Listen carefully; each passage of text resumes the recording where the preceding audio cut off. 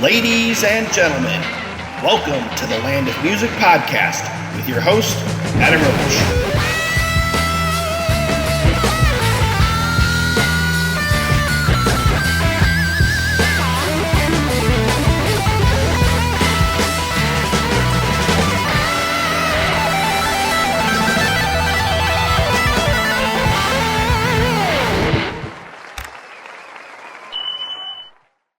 How are you, Adam? I'm good. How are you? I'm well, thank you. Oh, I like your whole set there. I love the guitars. Thank you very Wow, much. that's pretty darn Go cool. over there. Hmm. And my Van Halen wall over here. Wow. Oh, that's so neat. Beautiful, beautiful. Oh, thank you for doing this for me. Oh, no, thank you. I really appreciate it. I truly do. So you're coming Okay. down here in September, so not too far away. No, I mean, trust me, when you get old like me, it goes like that. It's like you blink and I'm in Australia. It's like, what happened? Yeah. So are you coming down with the band, or are you having musos from down in Australia?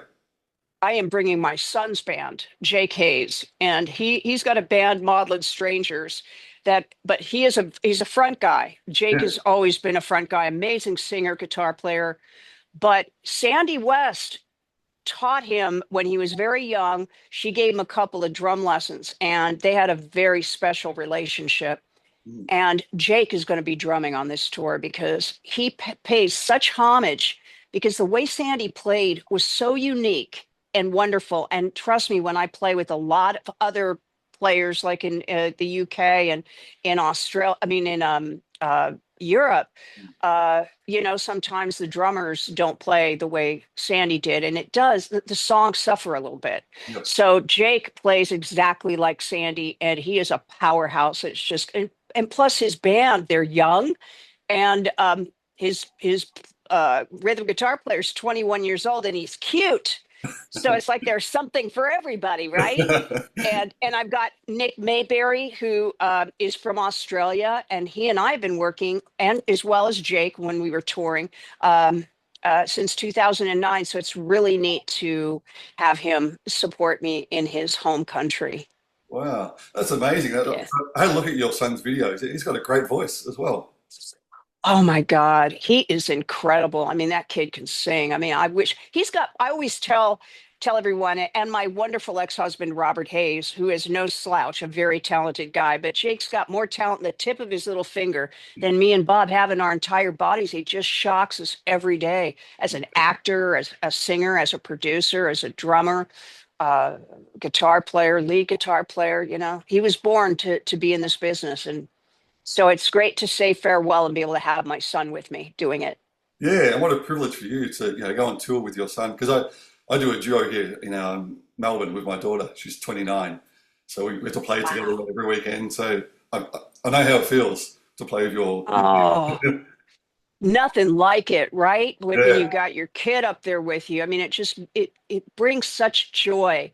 And that is what this tour is going to bring with it, is just when you see the energy and the smiles and how happy we are to be on that stage together, all of us, to be in front of the people we love the most, which are the fans. Gosh, almost 50 years now. I mean, it's unbelievable that that people after 50 years would still love the Runaways music, Adam, but they do. yeah, that's And right. I'm honored that I can do this because nobody else will. Yeah, Joan and Lita, yeah, they won't. So yeah, that's my honor and privilege. Yeah. yeah. And yeah, and what a way to see the world, with your son to travel doing music. Oh, it is. Yes. We went to Ibiza in Spain and did a show on the beach, and Nick Mayberry turned to me and he goes, "This is the band." And it's like, this is the band. As much as I love to have my son standing next to me Yeah, yeah, playing guitar, when he's behind me, there's just something magical that happens. It's an energy that I've just, and like I said, really a lot of happiness to have him because I'm so damn proud of him. And people are going to love this show. They're yeah. going to love it, Adam. I promise you. I'm looking forward to it. So I'll be there in Thank Melbourne you. Yeah, Yay! Oh, good. I can't wait to shake your hand and yeah, give you a hug. It's going to be great to meet you in person. Thank you. no problem. And also, you had the single out, not the single, but a song out with your son. Was it 9 years ago? Shades of Me. Is that right? Shades of Me. Yeah. Yeah, Yes. right. Yes. Yeah. Yes. Long time ago. Is that what, so that was a single then in Australia, Shades of Me? Yeah, I remember seeing the clip for it on YouTube when I was doing some research, and Oh, okay. that one come up. Yes. That's a good song. And it really is. And Jake really wrote that song. Mm.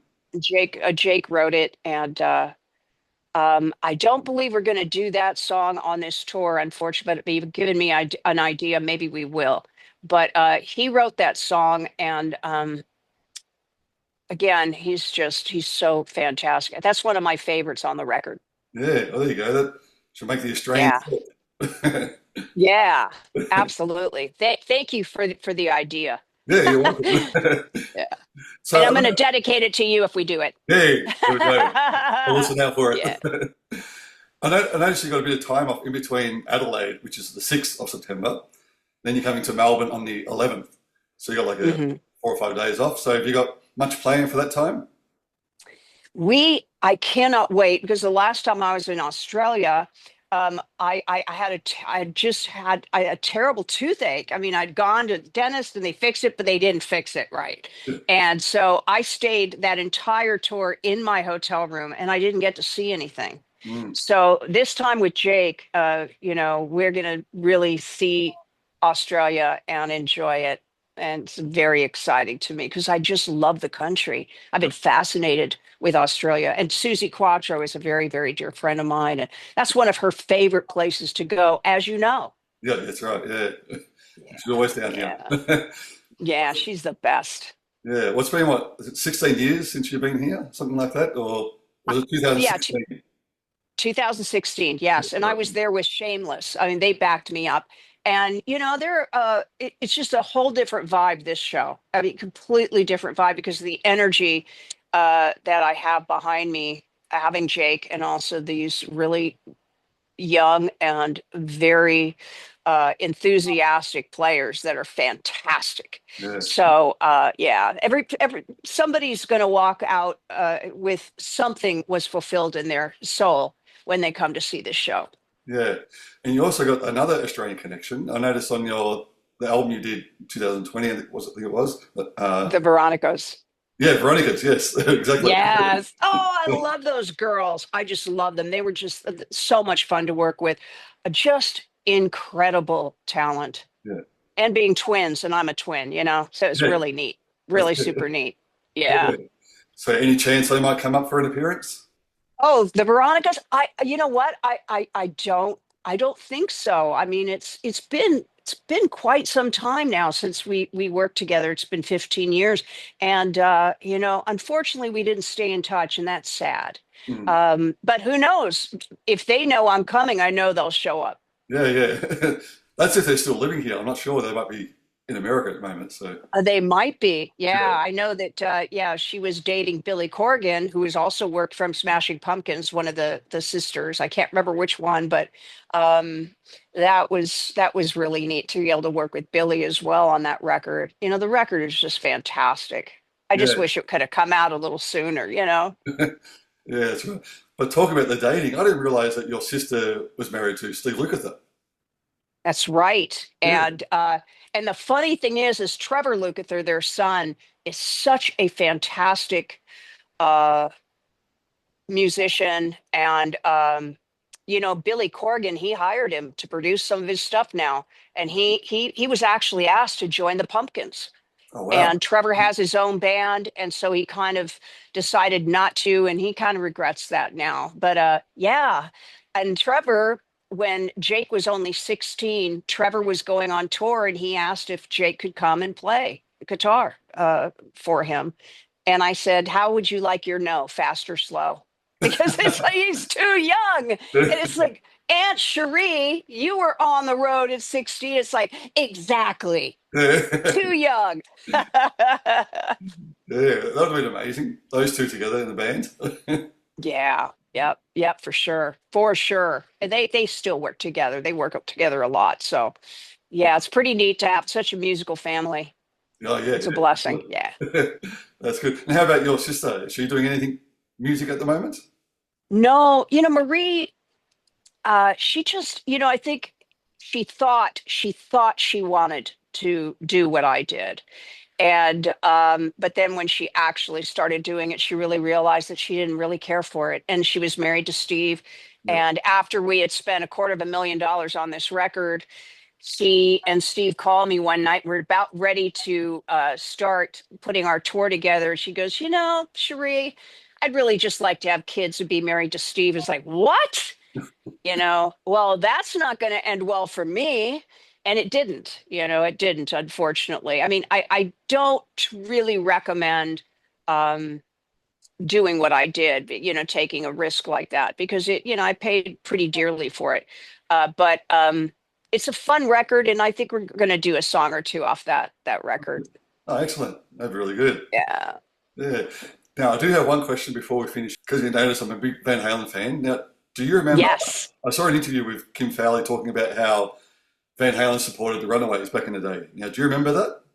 Oh, I do. Well, when the Runaways had already taken off, but I went to the whiskey and I was so surprised to see Van Halen, and there was maybe 5 people. Well, I'm exaggerating, maybe 10.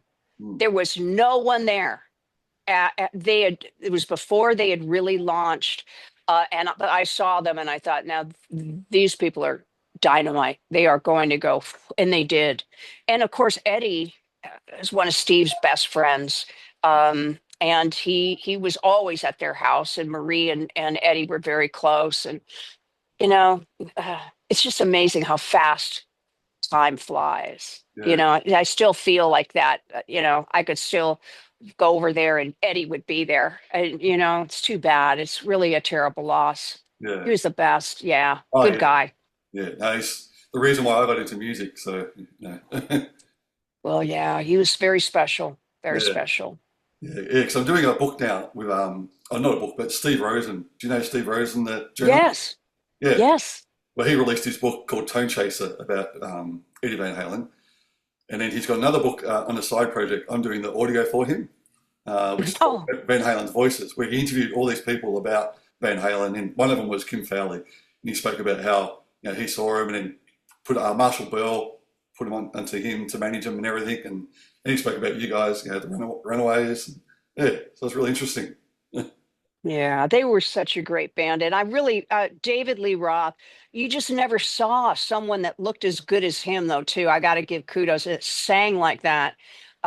He was so unique and wonderful. The whole band was just like with the Runaways, where, like I always say, we were kind of the magical five. The original Van Halen was to me just the best. Yeah, And I wish they could have stayed together, yeah. not that Sammy wasn't great, but Hmm. it wasn't David Lee Roth. There was a special thing. Don't you agree? I'm the same, yes. Yeah, yeah. I know there's always that few, Sammy or Dave. But I love this. Right, Yeah, right. that's all. True. Just one last thing. Are you still doing your chainsaw? I am. Oh, really? Oh, of course. I've been doing it now for pushing 24 years.